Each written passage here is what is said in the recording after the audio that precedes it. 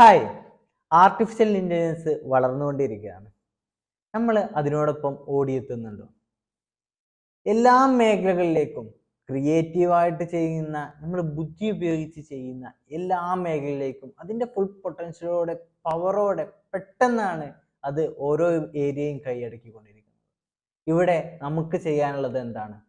നമ്മൾ ചെയ്യേണ്ടത് artificial intelligence പഠിച്ച് മുന്നോട്ട് പോവുക എന്നുള്ളതാണ്.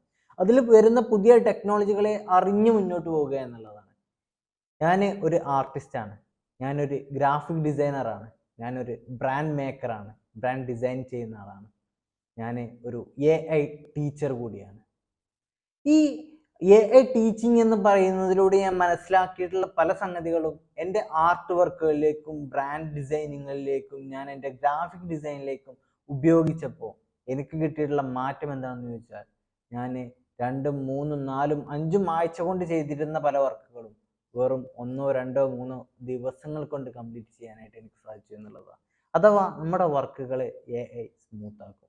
നമ്മുടെ വർക്കുകളെ നമുക്ക് AI നമ്മൾ ഒരുമിച്ച് പോകുന്ന സമയത്ത് വലിയ നല്ല മീനിങ് ഫുൾ ആയിട്ടുള്ള ക്രിയേറ്റീവ് ആയിട്ടുള്ള ഔട്ട്പുട്ടിനെ വളരെ പെട്ടെന്ന് നമുക്ക് ക്രിയേറ്റ് ചെയ്തെടുക്കാനായിട്ട് സാധിക്കും എന്നുള്ളതാണ്. ഞാനിവിടെ ഒരു 7 days ചാലഞ്ച് തുടങ്ങിയാണ്.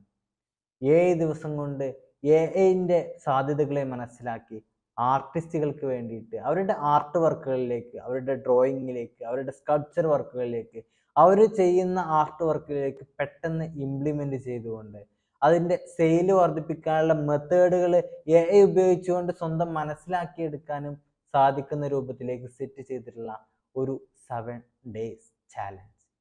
7 days challenge to make your artwork beautiful with AI.